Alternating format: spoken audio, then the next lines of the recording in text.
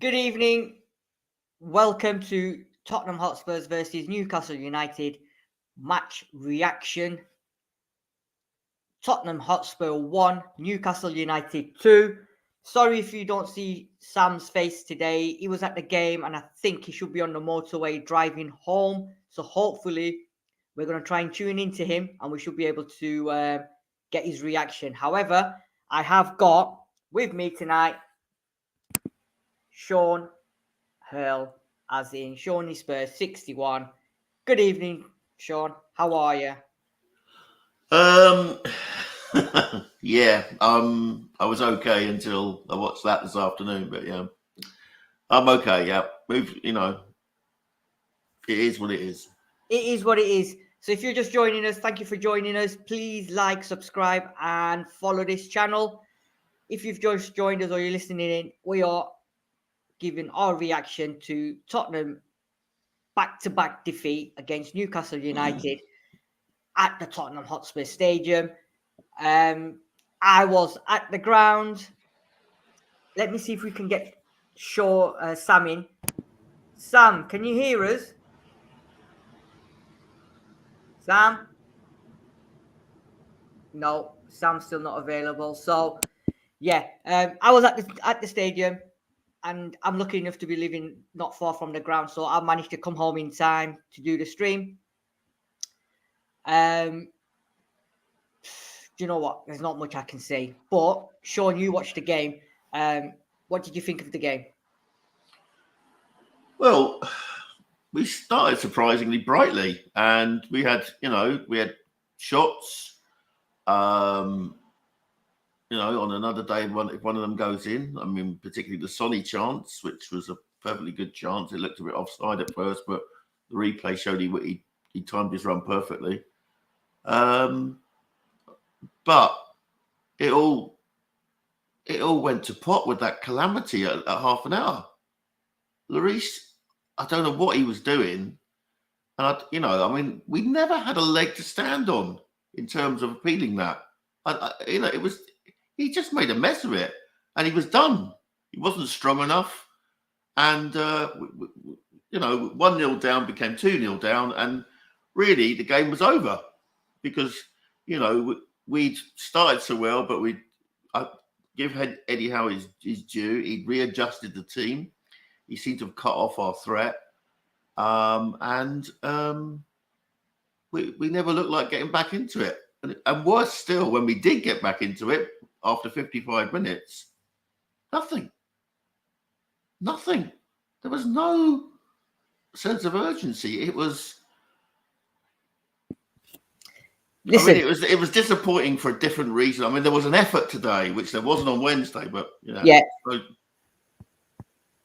you know what, Sean? First 20-25 minutes, we looked decent. We looked like we was actually playing some football. Son had one or two chances. The second one, he should have absolutely buried it. Nobody knows to this day or to this time why or what he was trying to do. I've got a really good mate who's an Arsenal fan. He was texting me, telling me, what the hell is Son doing? And I'm like, I haven't got a clue, mate. And neither does the 60,000, 55,000 are in the stadium. First 20-25 minutes, we started off well. Created a few opportunities.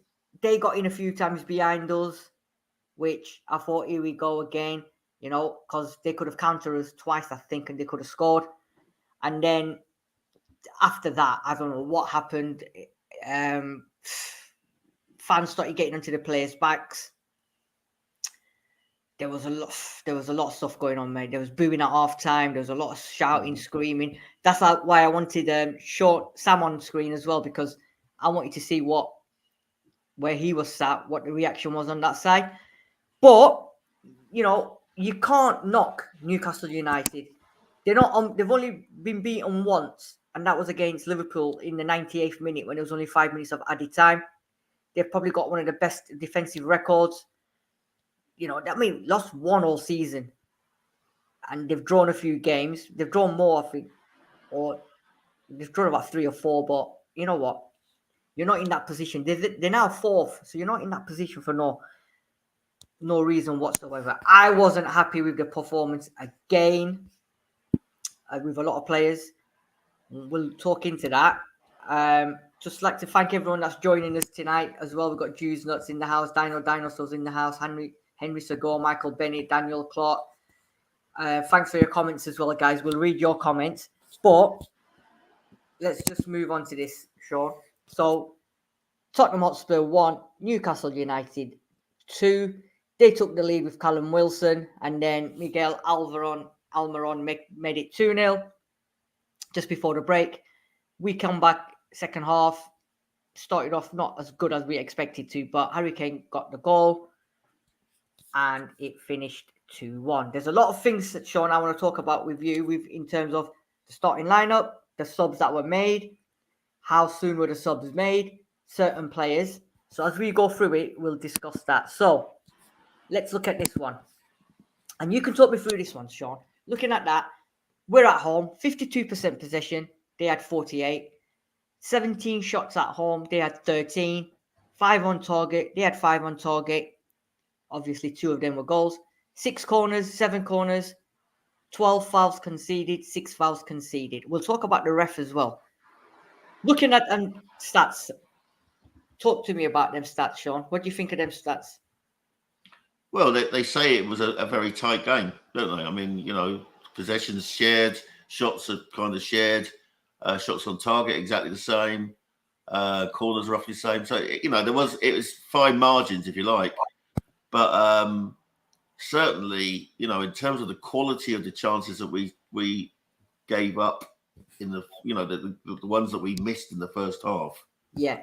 You know, I mean, you know, I really don't know what more you can say, but yeah, it shows it's a very tight game, and I suppose, you know, 2-1 is you know what you'd expect. What I would hope was it was obviously going to be 2-1 to us, but what's quite alarming is that from the 54th minute, I think it says there, where Kane scored. Yeah.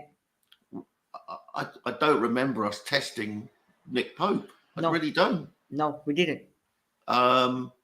And you know, you talk about their defence. I mean, it's not a stellar defence, I would say. You know, we were carving them open in the first 20 minutes. So you know, they can be got at, but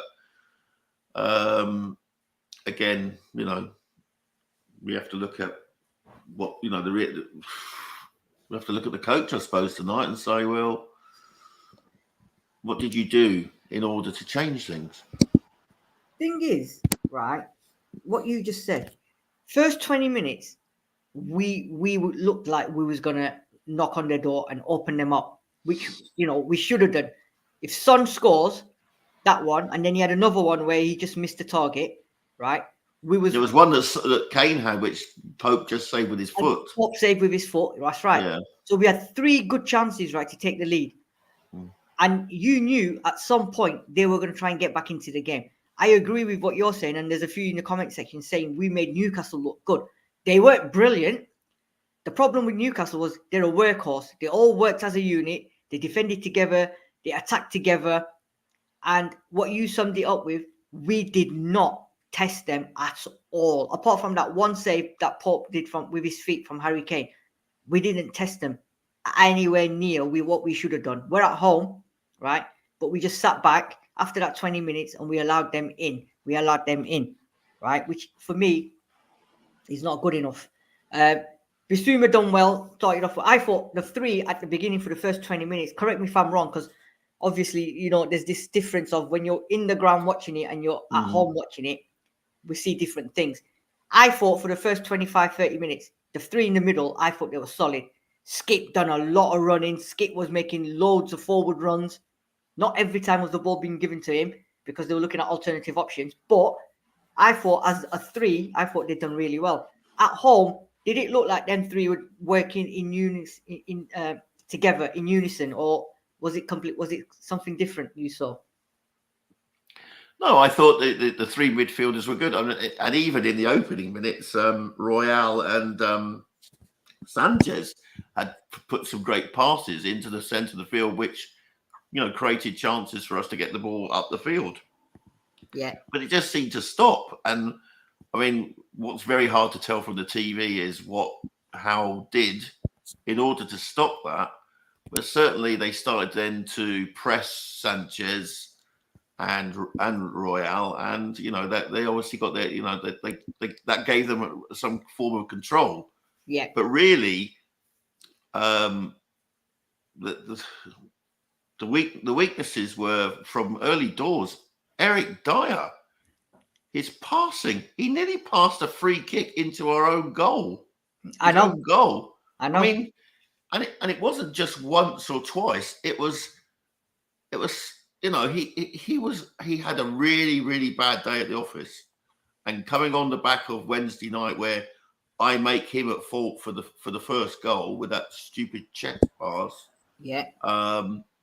It was not a pretty sight, to be fair. I thought Dyer was dreadful, and how he stayed on the field and didn't get hooked. I've no idea. I mean, I was thinking that maybe. Well, I was thinking maybe that he would bring on. I thought he might bring, a right wing back on and move Royale to the right centre back. But I thought he would also take off Dyer and put in I don't know, put in Tanganga or something like that. Anything that to try and because he was having a nightmare. And when Dyer doesn't play well, he's the leader of our defence. Yeah. And if they're sensing that he's not on his game, it spreads it's like a fever in a youth hostel. You know what I mean? It's just like by they're all throwing their guts up, and as soon as those passes went astray, it affected Sanchez, it affected Royale. And the fluency that we had at the beginning of the game was lost. Agree. That's what it looked like to me. I mean, again, TV does give you a different perspective, and you can't really see what the Newcastle did in order to change things. But you'd imagine that Howe did try and change things, and this is a bit alarming that Conte is being out-coached by Ten Hag on Wednesday, Eddie Howe today. And now Eddie Howe today. That's right. Totally. You know what? I was going to say that, but you just took the words right out of my mouth. 2 games in a row now, Conte's been outclassed by 2 managers. One that's just come into the Prem, and one that's been relegated with a club or whatever, is now outclassed and outwitted Antonio Conte on the touchline today. I mean, who would have thought Eddie Howe could have masterminded something like that with what the players he's got? They're not all world-class beaters, but tactically, spot on. And the problem is, every club now are looking at Conte, and every club knows exactly how Conte plays, how he starts, what he does, what he doesn't do. And everyone now is just playing him like a fiddle. And unfortunately, he's been done every 2 weeks in a row. We've not played well all season.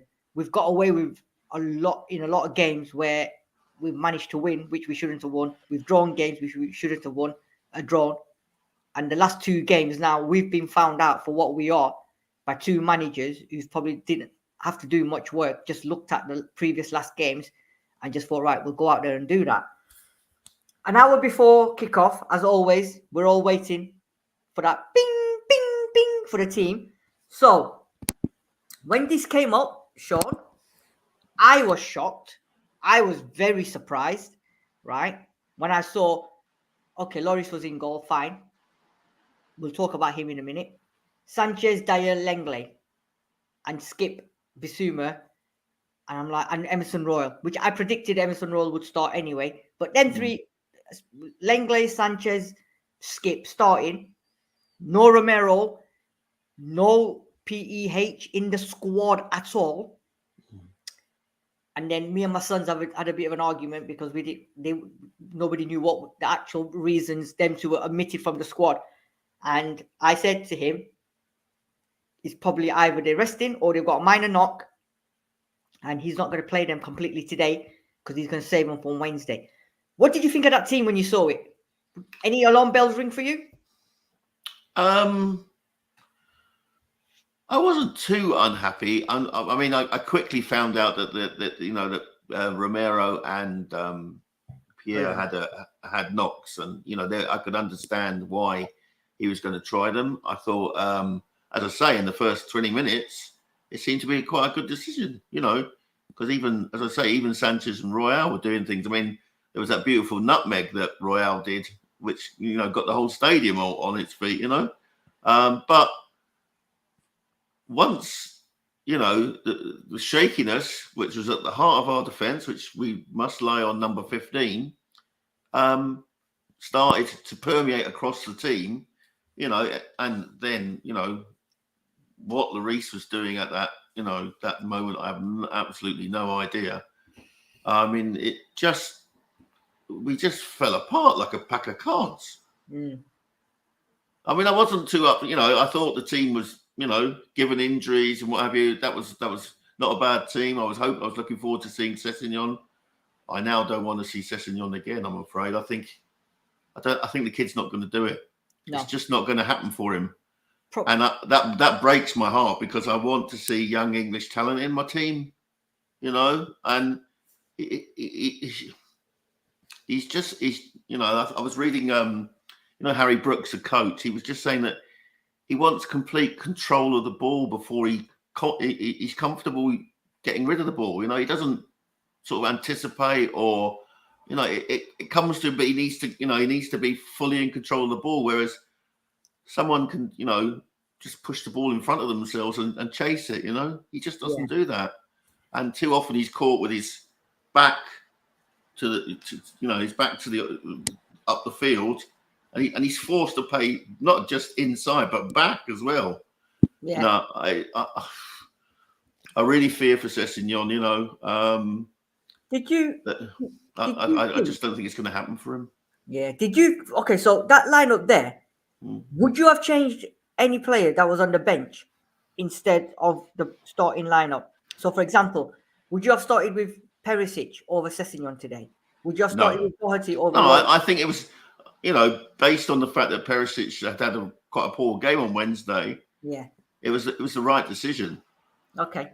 What I didn't get, I mean, is that Sessegnon is just, I mean, he was weak at the second goal, for example. Yeah. He allowed that, it's happened, and it's not the first time this season. He's been done from a pass out by Lloris. But why is Lloris doing what he's doing there as well? Lloris, Well, that's because Lloris is forced to do that because he doesn't have Romero to pass to. Yeah. He doesn't, although he had no excuse because he had Longley to pass to this time, I thought Longley was very, very, very poorly done by to be hooked. I thought he was our best defender today. Interesting one, that one. Right. Let's TV, yeah. That's TV, yeah. Let's go through a few of these comments then. So Jews Nuts is saying Dyer, Cess, Sanchez, Kane, Lloris, poor. Skip is a work in progress. Dinosaur is saying Conte walks into clubs that want trophies, have the quality players, and spend Lewis and Levy top 4 revenue without investment to complete. I think now Conte has said it all along, hasn't he? And I think this January transfer window is going to be absolutely make or break whether Conte stays at Spurs. Because I've heard now today that he wants to put in a bid for Bastoni in January. And I've also heard he wants to put in a bid for Osimhen. Is it Osimhen? From the one who's gone to Napoli? Oh, well, he's been at Napoli a while. Yeah. Apparently Conte said he's his number one. This is when they'll need Jack Kaneki. he would give you the right number one priority. So let's see what happens on that front. What else is he saying? Dinosaur saying here, we got 3 players on loan nobody wants. That's correct. And one of them's come back. Apparently Winks is back, isn't he? Because he's got injured, so they've sent him back. Lloris, Dyer, Davies, Sanchez, and Lucas should have all moved on 2 and 3 years ago. We've said this many times, but it's just not happening. Good evening, Henry Sagu. We need a new goalkeeper for next season and a Dyer upgrade in January. I think, totally agree. We needed a new goalkeeper last season, and we have 6 A's and we done talking points and all about goalkeepers. Dean Henderson was touted, Pope was touted, Sam Johnston was touted. And look what Henderson's doing at Forest. All right, he's at Forest, but some of the saves he's been making, you know, every keeper we're linked with are doing quite well. Michael Bennett is saying here, well done, well said, Dino. David Clark from Leicester, good evening. Anybody still making excuses for that goalkeeping clown needs to get help? Do you know what? He had a decent game. He saved us. All right, he saved us from conceding a lot more goals on Wednesday. But I'm sorry, but liability-wise, he's now becoming, every game now he's becoming a liability. His decision-making, even today, because in the second half from where I was, behind me, when he gets the ball, he's got time to, well, he's not got time. If he looks, Son was running down the wing, Perisic was available. Anybody, you know, they were all available, but he just takes his time, and then just knocks it across the Dyer on your right or Lenglet on the left. He just doesn't put his head up and look for that quick pass to get the attack going. And he's done that a lot today, and he's done it a few times. So for me, he's just slowing the game down, and even his kicking and his passing was atrocious. I know what they're trying to do. I think, did we mention a couple of weeks ago, Sean, where in training they were practicing against Arsenal, wasn't it? Before they were practicing them long balls from goalkeeper to Kane and that. He's trying to do that, but he's not finding anybody at all, and we're losing the ball every single time. So you know what? It may be time now to start looking for a keeper. Juice Nuts, the first minutes we were decent, then the wheels fell off. Standard. Yep. David Clark, Son missed a sitter then for the first goal. He was right next to the centre-back who played the through ball, but he didn't press. He was a joke. How many times have we said this, Sean? Son hasn't got a clue about defending. He gets there, but he doesn't do anything. Do you know what? That's not necessarily a problem if you're playing offensively. Yeah. If you're playing offensively, you just say, Son, you distract a defender. You keep a defender back by staying up there. You are out ball, right? Yeah. But when he's forced to track back on the left-hand side, he's about as much used as a chocolate fire guard, you know. But getting back to Lloris, there was a pass I saw yesterday in the game between City and Brighton. Brighton, yeah. From Edison. From Edison, which retires Hugo Lloris. I know. That was an incredible pass. And it was a pass. He even curled the ball into Haaland's path. That's right. The modern day keeper needs to have that in his armory. The ability to create a goal chance. Yeah. And Lloris just hasn't got it. He's never been a great kicker of the ball. No. He was a good sweeper keeper, but he's not one that can turn defense into attack. And like you say, if there were players available with their arms in the air, and he just kept seeing Longley and Sanchez, then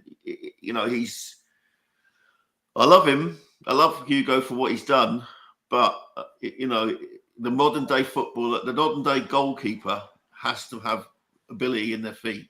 Yeah, I mean, we've got Forster on the bench. Is he not going to ever use Forster, no matter how many mistakes or how many goals Lloris concedes for us? Is he never ever going to try Forster in goal? I know he's looking at other alternatives in January or whatever, but you've got a keeper, you've got a decent keeper on the bench. You've got to play him at some point. Every club plays keepers that they have to, if it's not going right. But for us and for Conte, it seems to be sticking with Lloris all the time, sticking with Dyer all the time, sticking with Son all the time. He's got to change it, but I don't know. Jews nuts. And why on earth are we passing back so frequently? When we get to the opposition's final third, we slow down and don't take a chance.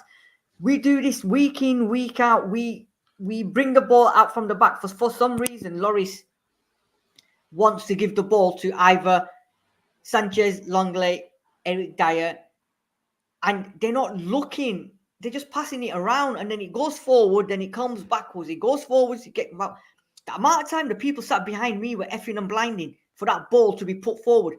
I mean, today, I don't know if you're not, Bentancur, the runs he was making with and without the ball, this guy, honestly, if people need to come and watch him at a ground, because what he does, right, is immense. But the other players around him do not see that.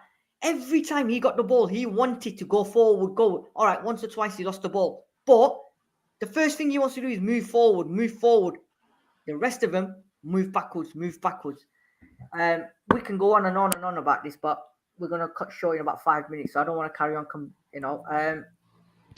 David Clark is saying here, I've watched football for a long, long time, and nobody is going to convince me differently that Bentancur was the best player on that pitch. Do you know what? I didn't even read your comment, but Sean, David, I was there, and I'm telling you now, even you, Sean, that player is a baller. Honestly, I just do not understand, right, what the other players around him do not see, because his effort, he got booked, yeah, because he lost the plot, didn't he? For that, what was it?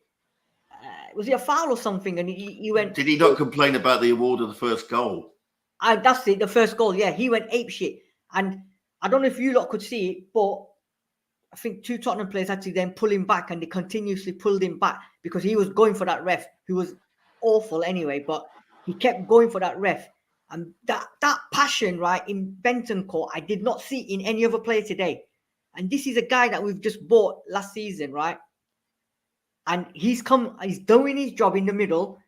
But the problem is, week in, week out, there's players that are letting him down, Conte down, and the club down. And unfortunately for Conte, he's got no option but to stick with these other players. Like you said, I think Royal had a stinker today. Sessegnon, unfortunately, you know what? You're right. He's got to go, mate. He's pants. Perisic, I have said it, and I don't know if you agree with me or not. I don't think he's going to be made up for the Prem. From what I've seen so far, I don't think he's got it in him to become to the level that Conte wants him to become or play at in the Premier League. I just don't think it's going to happen. But I don't know. Your thoughts on Perisic? I think Perisic might be okay post World Cup. I don't know. But we'll see. But I mean, certainly, I just cannot. I just don't see it happening for Sessegnon, and it doesn't fill me with any pride or any joy in saying that. Yeah. Especially when I see the wing back that we've got on loan out in Italy tearing it up.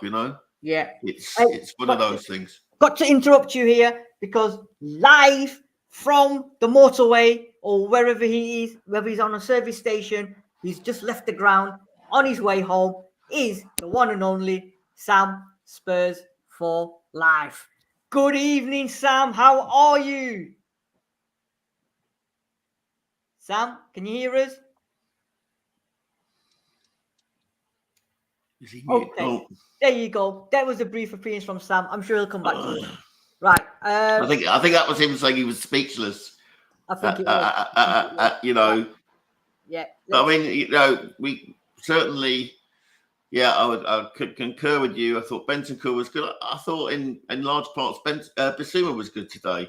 And Skip is obviously returning after 9 months out or whatever, 10 months out. So there's hope there in that, but it's unbelievable that we're we seem just when we had a chance to really cement our place in the top 4. Yeah. We've thrown it away with two really bad results and one particularly bad performance. Yeah. David Clark, we haven't got one decent win back at this club. Royal tried his best. I don't think so. Doherty didn't get time, and Cess and Perisic are bloody hopeless. Michael Bennett, if we are clinical in them games this season, then we get 3-1 up at halftime against the scum at the Emirates, and we are 2-3-0 up at halftime today. The defense, Dyer, i.e. Dyer, Hugo, Costas. David Clark is saying Cess had a clear run with Son and Kane running to the 6-yard box. What does Cess do? He smashes it with curve way over Royal. He is bloody useless, and that's what we said. Right, let's try Sam again. Sam, how are you? We got the thumbs up. Yeah, but we can't hear him. Can you hear us? Is he on mute? Yeah, I don't think he's on mute. Can you hear us, Sam? We'll see if he can. If he talks, then we'll thingy him. David David Clark is saying here, if we don't get rid of Loris, Sanchez, Dyer, Mora, Tanganga, Sessegnon, Royal, Spurs will win bugger all. Yeah, Dinosaur. Sam, if you can hear us and if you can speak, then speak, please. Dinosaur. Love Dyer, but injury took him from our midfield to our defence. Sadly, Dyer should be back up to a quality centre-back. Yeah, I can hear now. Right. Thoughts? You was at the game. Tell us your thoughts. I shouldn't be on mute. Hold on. Yes, I can. Yeah. Your thoughts on the game, Sam?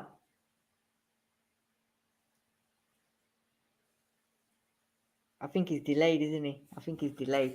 Right. Yeah.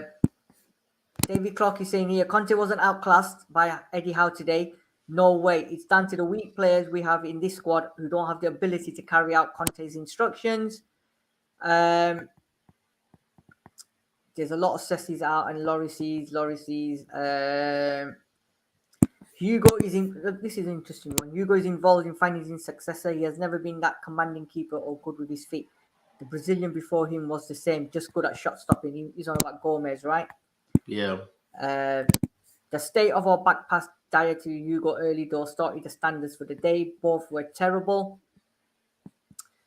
David Clark is saying here, you can't blame the team when individual players rip the heart out of any chance of confident performance. Right, let me just we're going to go in a couple of minutes. Let me just ask you one thing. Dyer, every single time he got the ball at the back, every single time he was trying to make that ball that Edison done yesterday to Harry Kane or Son. And I'm sorry, but every frigging time he did not make that pass. But he kept trying it and trying it and trying it. I know if at first you don't succeed, try again. For me, if at first you don't succeed, don't bother trying it again. Because A, you are not good enough to do it. And B, it's just not happening. But why is he still doing that constantly all the time? Because he done that pass, lost it, Newcastle attack, and we've got to sit back again. Why, Sean? Why is that happening? Why is he doing that?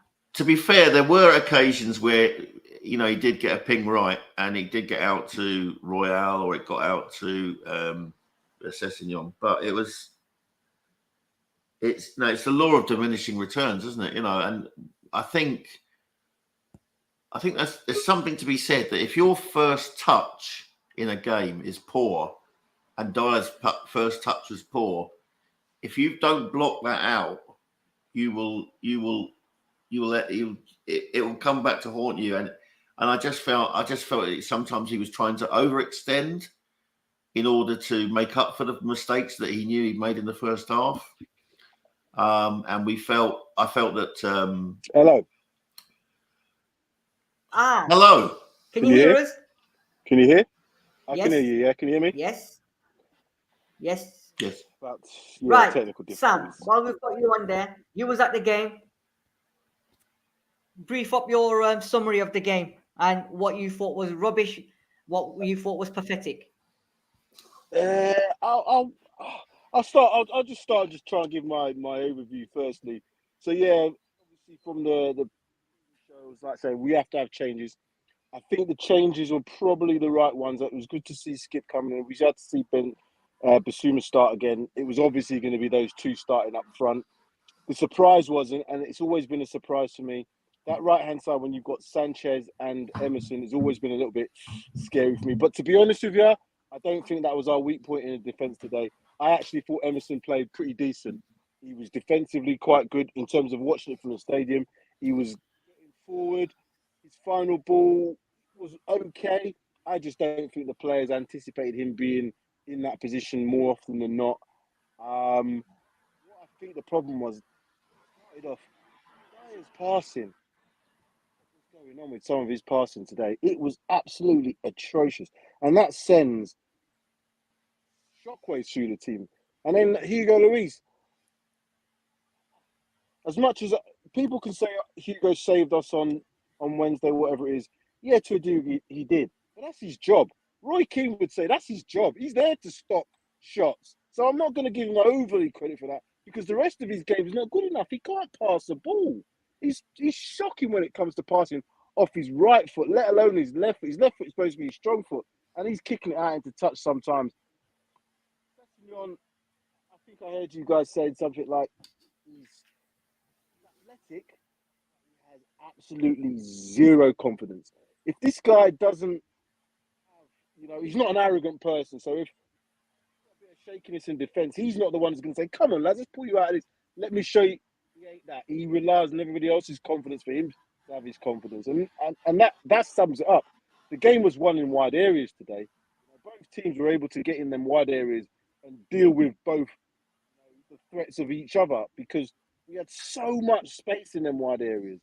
We don't exploit it enough. And as I said, that first goal was all important. The fact that we even come back from 2-1 down to get a goal, we're always going to have an uphill task when the team's only lost one game and only conceded 9 goals before today. I'm not sure what happens, lads, because I don't know who to blame. I think the individual performances from the players weren't good enough to win this game. I think Bentancur was really good today. I thought Basuma was okay. I thought Skip, I think you said it again, was making forward runs. Nobody anticipates playing balls in behind to forward runs apart from the obvious ones. And what I mean by that, we play the obvious long ball when they know we're going to play it, but not the one where you've got players making them inside runs. And so many times players were in space to make... I think it's the autonomy, if I'm honest with you. The autonomy, the players don't have enough creativity to think for themselves. Sorry, I've gone on a bit, but No, that's fine. It's frustrating. Sam, did you think Newcastle were a better team or better side than us, or were you impressed by Newcastle? Yeah, I was. They're away from home. They're playing a team who hadn't lost in the league at home for, I don't know how many games. Is it 10 games, 8 games, whatever it was that we've played? Let me just get the lights back on again. They came to do a job. Eddie Howe, as I said before, is a very good coach. Eddie Howe can tactically put things together. He's shown that at Bournemouth. He's shown that at Newcastle now. And he's shown that under the pressure of having to go away from home. As you said, I think it's been mentioned as they've only lost away to Liverpool. Yeah. No disgrace in anybody's book to lose away at Anfield when Anfield have got that record. And I want us to have the similar type of record at bloody Tottenham Hotspur Stadium. And today, 2-0 down, it looked like we didn't even look like we were going to get back in that game at one point. It just looked like that was it. Half time, it looked like that was it. Well, I thought, most of this crowd's going to be gone by 75, 80 minutes. Yeah. We're not to deal with the mental side of things, and I thought we'd turn that corner. To me, today it was a mental side. We'd lost the game on Wednesday to a Man United team that were clearly better than us. Today we were playing a team who we know was going to put it on us, and we said that in the preview. Still allowed them to almost 50 possession. They were roughly the same amount of shots. That wouldn't be the case. I don't care if it's Newcastle. I'm not bothered if it's Newcastle. I want us to dominate them home games. And the changes weren't enough. What's happening with Spence? If you're attacking, I saw him bring on Davis. What was the 2 substitutes at the same time? Davis and I think was it Perisic? Or Davis and Doherty. That was it. I'm scratching my head at that. Yeah. Right. David Clark is saying, did you see that pass out of defence with his left foot and nearly smashed the TV? I think he's on about Eric Dyer there. There's I don't think Hugo's got a fan base here today. Strip Hugo of his captaincy.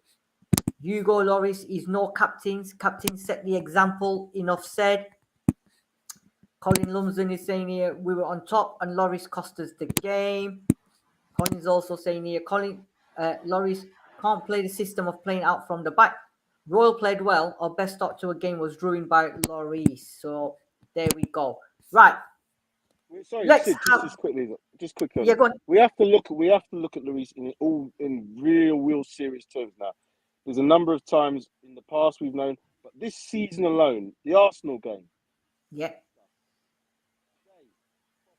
Now, to say both these games we could have come back and we could have won, I'm not saying that. But when you make them sort of mistakes, the players themselves say, "Oh, here we go again." So you can do all that work for 20 odd minutes, and somebody has a complete. One of the things that was that pass that Dyer made under a couple. There was one under absolutely no pressure that he lifted and it went clean over Sessegno's head out into touch. I was thinking, what? Yeah. Wow, we've got a problem here. If players under no pressure are making them mistakes, when the pressure's on them, like we knew it was going to be, they're going to make even more mistakes, and it goes through the whole team. I don't know what can be done about Lloris's situation, because we've now got a 35-year-old as a backup keeper, Forster, who you might want to put in. He's not the young keeper that's going to be there ready for next season to come in. We have to sort this out. I know. Right. Let's have a look at the league table, Sean. So we've lost 2 on the bounce, but we're lucky enough to get the start that we've had to the season, and we're still 3rd on 23 points. Newcastle now 4th on 21 points.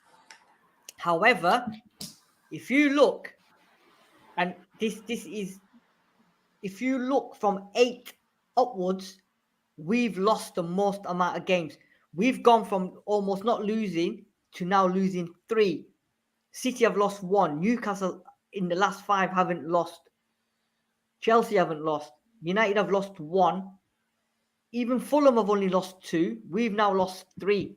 Are you now getting concerned that everyone now who were playing catch up have now caught us up? Because Man United and Chelsea have both got a game in hand over us. If they both win them games in hand, they can go above or level on points with us. Is that now a concern for you? Of course, it's a concern. We have let an advantage that we had slip, and we've done it of our own accord through 2, one very bad performance Wednesday and 1 inadequate performance today. I mean, there was more effort today, and in the, as I say, the first half an hour we could have been 2 or 3 up. So it's fine margins, but there's something not quite right. And I think the injuries are now starting to bite into our squad. And we don't have the depth, and there are too many players, as someone has already indicated, that are still with us that shouldn't be with us. I'm no, God bless him for Amsterdam, but I'm no fan of Lucas Moura. I mean, he ran about a bit today, but did he contribute much? No, I would say not very much. I mean, it's hard to, obviously that's a TV view. Sanchez, I think, is done. And Dyer's just been overplayed. I mean, he has gone from being the best ball-playing centre-back in England, English centre-back, to being the poorest in these last 2 games. He was dreadful Wednesday, and he was worse today. And do you think that? Sorry, was you going to say something, Sam? I was just going to say we've got Longlet on. Well, I was just trying to tune in before, and I heard Sean mentioned it. He's our best defender today, Longlet, in terms of just the calmness on the ball, blah, blah, blah. He's put under pressure because our defence gets put under pressure sometimes, and it doesn't help. But he was the most calm one. You take him off. Why not take Dyer and put Longlet into that centre-back position? Then put Ben Davies on that left centre-back position. Some of the changes, I don't know. I don't know whether it's Conte doing them. And Ben Davies as 2 substitutions did not make no sense to me when you want to get a goal back. I understand we can try and attack from wide areas, but Ben Davies didn't come on and play wide. We still had Perisic, so it was a substitution to take off our best defender, a defender that's not going to win you a game in Ben Davies. Doesn't make sense to me. Again, we've got the likes of Spence. We've all talked about Spence before. Yeah, he's not ready. Yeah, he's not ready. But how do I know he's not ready to just come into a game and just take it to say, you know what? I'm just going to run at him. Like how he's done in FA Cup games and we've seen him, hence the reason why we've bought him.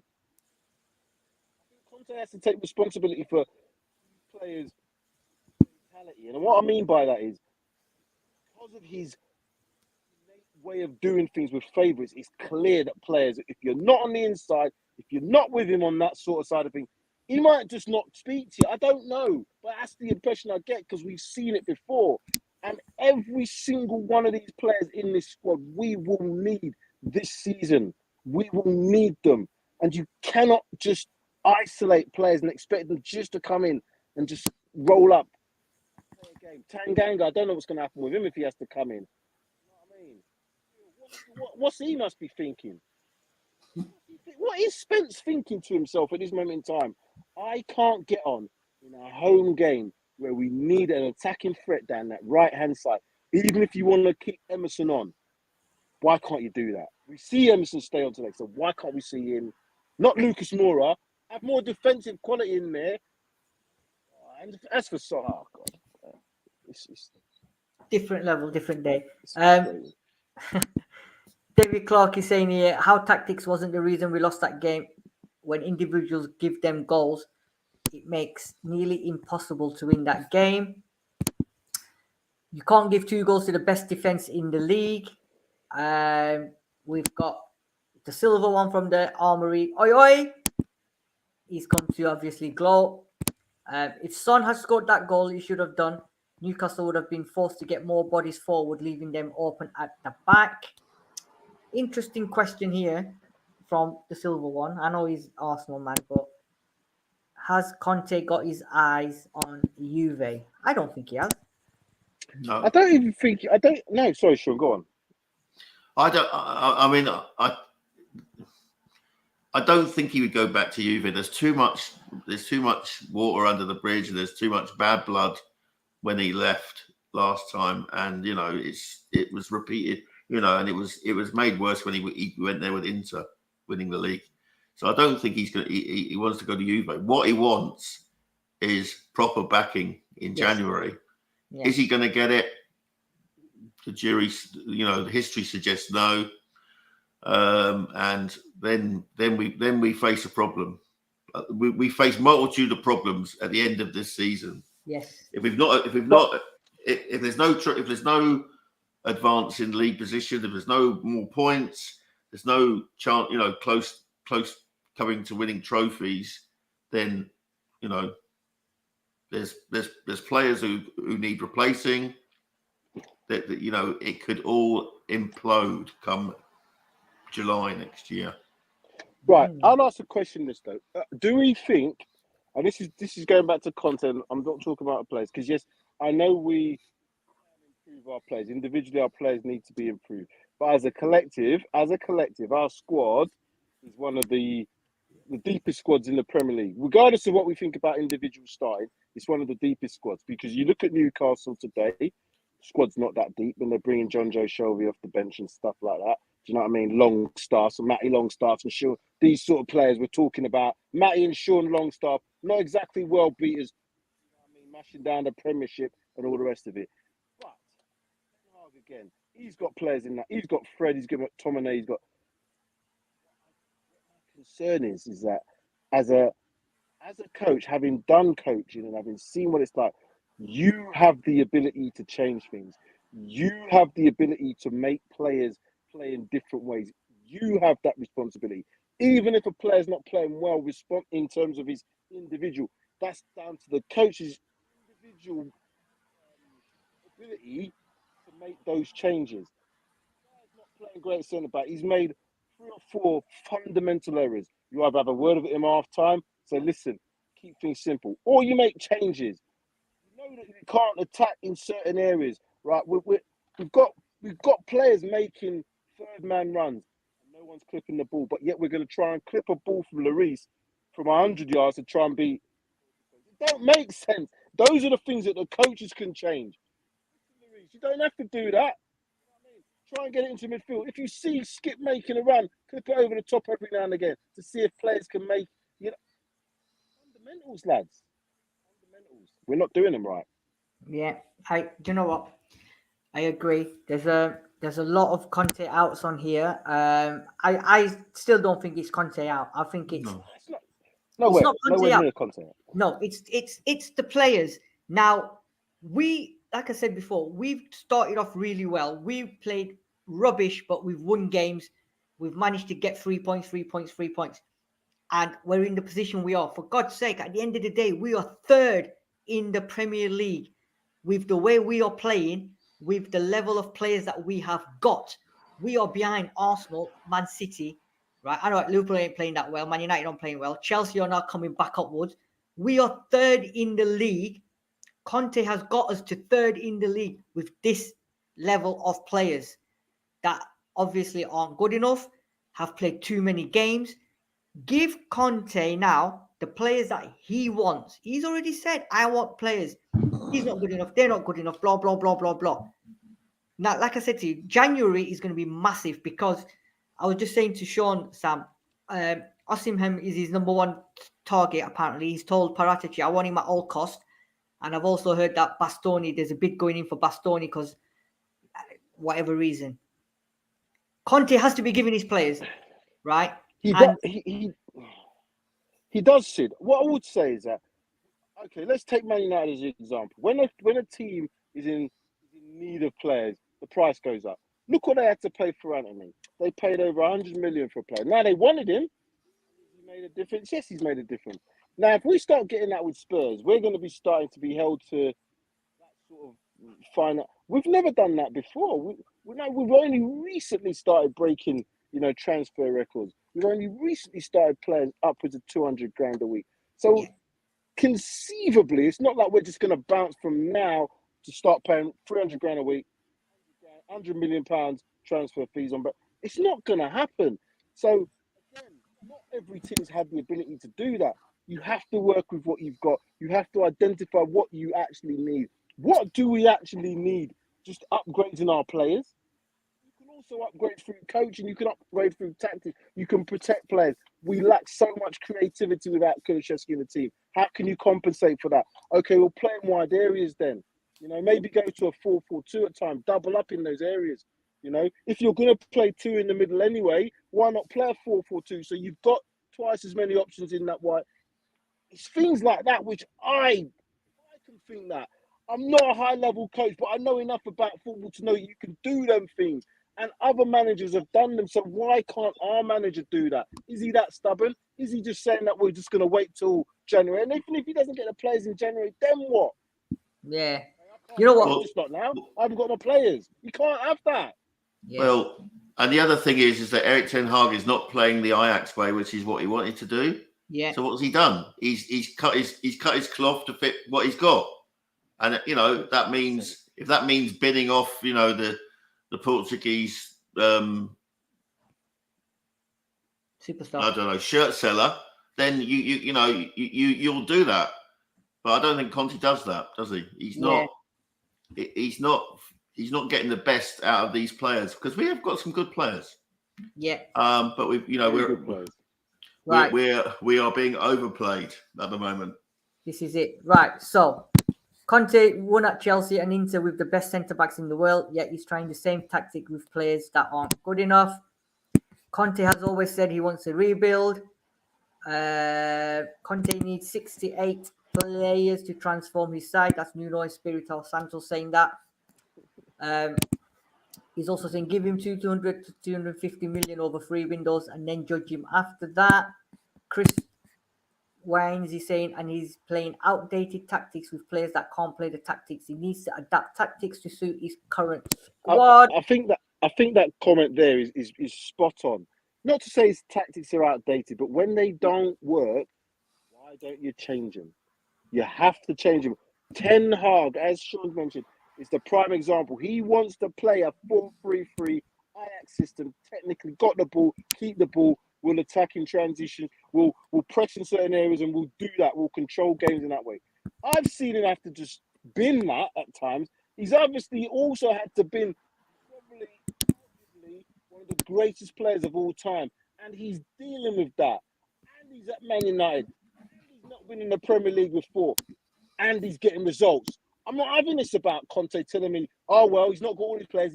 No, that's not what good coaches, great coaches are about. They're about seeing a situation, managing a situation, changing it if you need to, not just being stubborn. We've all got stubbornness in us.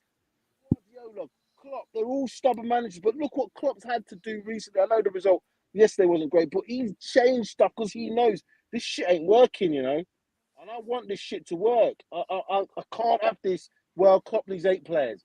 Every bloody team in the Premier League would love to have 8 players. They'd love to get 8 players in. It's not going to happen for everybody. Gerrard leaving Aston Villa. Look what them players have now done. It's down to the manager as well as the players. I'm sorry. Right. This final quote from Colin, and then we move on. Why is best managers always seem to need better players? Surely you play to your squad's strengths. Maybe I think Conte thinks he's got the players, but he hasn't got the strengths. Right. I can see we're all getting not excited, but I'm getting wound up. You know what I mean? I'm Traveled 2 and a bit hours to go and watch that today, expecting us to at least come away minimum of a draw. Because we even said in the preview it's going to be a tough game, but I would expect us to win this game, knowing what we did on Wednesday. This is it. And I did say to you, didn't I, that they're not an easy team to play away from home. They're going to come out as they've got players that can win games. But look, watching them today, they weren't brilliant. They weren't the Newcastle I expected. They weren't the Newcastle that I expected. I thought they were all right. The 2 goals they scored. But they were missing players, though, weren't they? To be fair. Who was missing? Alan St. Maximin. But he's not. He's been missing for ages. You know what I mean? I think the players that they've got I'm in glad there he now, was missing. He would have taught us to do exactly. He was playing today. Yeah, and I don't think Newcastle played that well. To be fair, we gifted the 2 goals to them. Apart from that, Hugo didn't really actually make any saves. So, final thoughts, guys. Final thoughts. So I'll start with you, Sean. Final thoughts on today's game, and also final thoughts now, because for me, the next 3 games are massive. Sporting Lisbon in the Champions League, which we need to win if we want to stay top. Bournemouth next week away. Then, as some people are saying, a mid-table clash. Liverpool coming to Tottenham. Liverpool haven't won an away game yet this season, right? And Dr. Tottenham will see you now. We'll see them a week on Saturday. So final thoughts on today and the next 7 days. There was a reaction, and that showed in the first 30 minutes. But we crumbled when our captain and our major centre-back, the glue that's kind of held our defence together, have a shower of shit performance. And that permeated, as Sam said, and I said before he came on, that spread through like a kind of a ripple across the defence. And eventually, you know, you can give them 1 goal, you cannot give them 2 goals. And Sessegnon's weakness at that point was the cause of that second goal. The fact that he failed, he finished up on the wrong side of the player, and he helped concede that goal.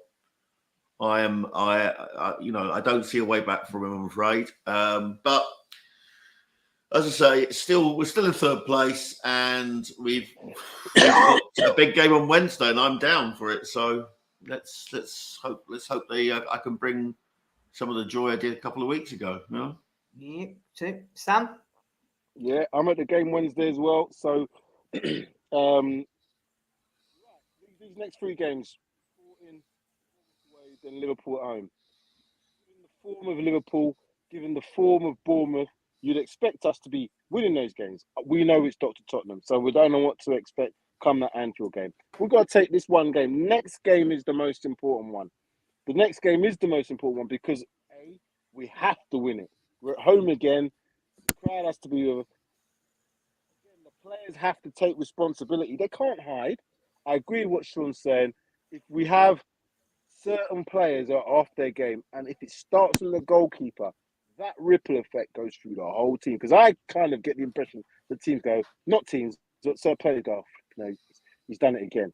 He's our captain, he's done that again. And when that happens, all it takes is that little mental drop of a couple of percent and a couple of like, not at his race. So we've got to be really, really good. So we can't make any mistakes.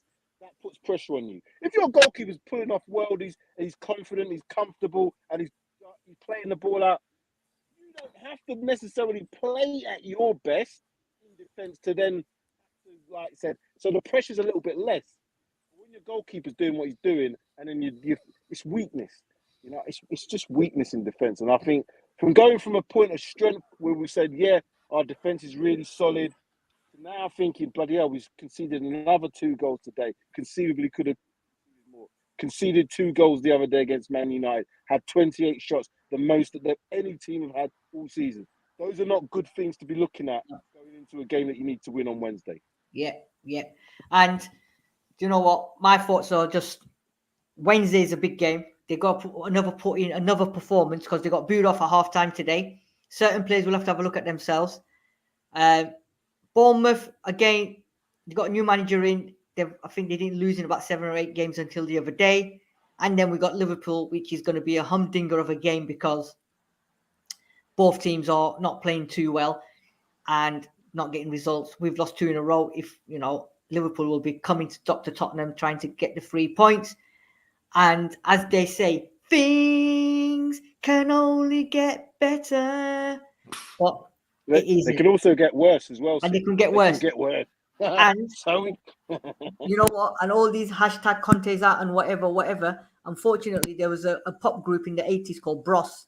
And Conte's going to turn around and say, I owe you nothing. Whoa, nothing at all. But that's got to stop. The fan base stuff with this Conte yeah, out is Conte out, yeah, it's rubbish. He's, Do you know what? He's one of the one manager who would just say, you know what, fuck this, I don't need this shit, and just bounce and just move on. He doesn't need this bollocks. So again, we've got to just calm down a little bit as well. Yeah. Vernon Bentley is saying here, I'm now a functional alcoholic and drug addict after watching Spurs by the looks of it. Oh, there you go. Yeah, there you go. I have turned to Class A drugs and hard spirits to deal with this football club. Anyway, guys and ladies and my fellow panelists and my people in the comment section, thank you very much for joining us this evening. Please like, subscribe and follow to our channel. You saw me pissed the other day off. You've seen Sam pissed off today. We haven't seen Sean pissed off yet, but I think coming soon to Paxton Road TV. Coming to a TV near you, Sean pissed off. Yeah, but got to laugh at some point. It's been a pleasure, losing at home again. Well, not again, but losing at home with a bad performance. We can understand if Newcastle came to us and beat us convincingly because they have been playing really well, but it wasn't the case. Again, we didn't turn up. Certain players didn't turn up. Unfortunately, Conte's got what he's got. He's got to try and get the best out of them. Whether he's doing certain players just to make a point at Levy and Lewis, I don't know. But you know what? Don't wish for Conte to get sacked because who are you going to get in? I don't want Poch back at all. I don't know if you guys agree or not, but Poch is not the answer, right? No, he's not the answer. No, he isn't the answer. Exactly. Everyone's saying Poch. No, Poch is not the answer. You're going 2 steps forwards to go 8 steps backwards. So forget about that one. There's no other manager. Potter might have been, yes, but there's no other manager out there. What we do, he gets the players in tomorrow to training. He gets the players in on Monday, on Tuesday. The fans get behind the team, behind the club, behind the manager on Wednesday. I don't know if you noticed something today, Sam, or not, but I never heard one Antonio Conte song today. So, yeah, that's again. Yeah. I think there is a groundswell of people are saying, Antonio, you better do something. Yes. I mean, I don't know. The loss of Ventrone, who is his man, is I think it's hanging over the club. I agree. think it's hanging over the club. Yeah. I agree. I agree with what you're saying, Sean, because they probably would have known about his illness a few weeks before. I know it was a very short and sudden one, but they would have known about it. And he's very, very close. And he's very close to all his guys. You can see by the way he celebrates. You can see by how they are. I agree that would have had an effect. However, there's more than, he's not just Conte. He's got a whole collective there. Maybe, I don't know, maybe there needs to be where this happened, like after the Burnley game, a sit down, let's just get all this shit out of here. Let me talk to you about how I'm feeling. Let me talk about, so they can at least know, because the World Cup's coming up. So we just need to hang in there, this World Cup, in and around that position, and I think we'll be okay post-World Cup. At the moment, we're rattling a little bit. We're just rattling a little bit. You know what, Sam, Sean? and everybody listening, we're third in the Premier League, right? Yes, we've been playing poor. Yes, we've not got the results. Yes, we've lost today. We're still third in the league. I'm sure other teams below us would have taken third in the league. We've lost 2 on the bounce. Okay, fine. If we would have won them, we would have been touching distance of Arsenal. But with what he's got, we're third. Yes, I've been pissed off with performances. I've been pissed off with whatever you have, Sean, you have, Sam, everybody else has. But we're in the position we are. We should be grateful we're in that position. Let the man do what he's got to do. He's trying his best. If it works, it works. You know, if it doesn't, don't worry about them down the road. Exactly. They couldn't beat Southampton, who we hammered 4-1. This is the point. We had an opportunity. Liverpool lost. Man United and Chelsea drew because they played each other. Arsenal didn't win. And we're at home against Newcastle. Yes, I know it's a tough game, but we didn't really put it on them. Why didn't we have 20-odd shots like how Man United had at us when they knew they had to put it on us? We have to do that. I want to see almost a desperation in the way we play. I don't want to see all the autonomy. Again, we're trying to play through Kane. And Kane, bless him, they know how to mark him. Up his ass. What you've got to do to stop him. What we're going to have to do, Sam, is we're going to have to do a talking point because there's a lot of frustration. There's a lot of frustration going on. So, you know what? Another day, another talk about it. But thank you very much, everyone, for joining us. It was an absolute pleasure. We will do a preview show for the Champions League one on Tuesday, preferably, whether these two guys are available. And all I'm going to say is enjoy your week or the next 2 days. I know a lot of people ain't going to, but it is what it is. In Conte, we trust. In Tottenham is our football club. We'll win, we'll lose, we draw. We're Tottenham till we die. That's right. We move on. 3 wins. 3 wins. There we go. 3 wins in the next 3 games, and I can forgive those 2 results. 3 wins. We need to beat Bolton, we need to beat Bournemouth, and we need to beat Liverpool. That's the only way. Right. There you go. Someone's just rang my doorbell as well now. So, guys, it's been an absolute pleasure.